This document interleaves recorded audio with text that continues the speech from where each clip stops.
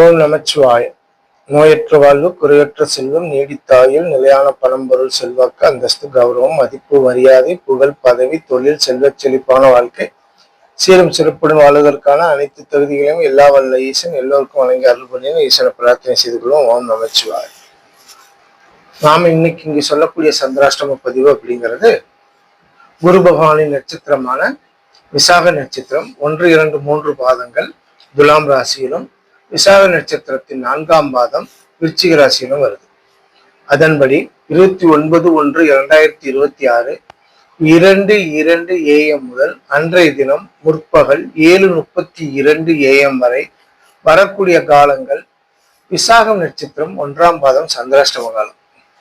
அன்றைய தினம் முற்பகல் 7:32 AM முதல் நண்பகல் 1:02 PM வரை வரக்கூடிய காலங்கள் விசாக நட்சத்திரம் 2ஆம் பாதம் சந்திராஷ்டம காலமாக வருது.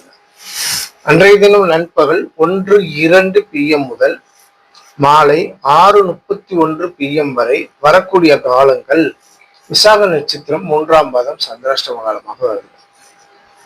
இந்த 3 பாதங்களும் துலாம் ராசியில் உள்ள குரு பகவானின் நட்சத்திர பாதங்கள். அதே போல மாலை 6:31 PM முதல் அன்றைய தினத்திற்கு நள்ளிரவு நேரமாகவும் 30/1/2026 12:01 AM வரை வரக்கூடிய காலங்கள் விசாகம் நட்சத்திரம் 4ஆம் பாதம் சந்திராஷ்டம காலமாக இருக்கு.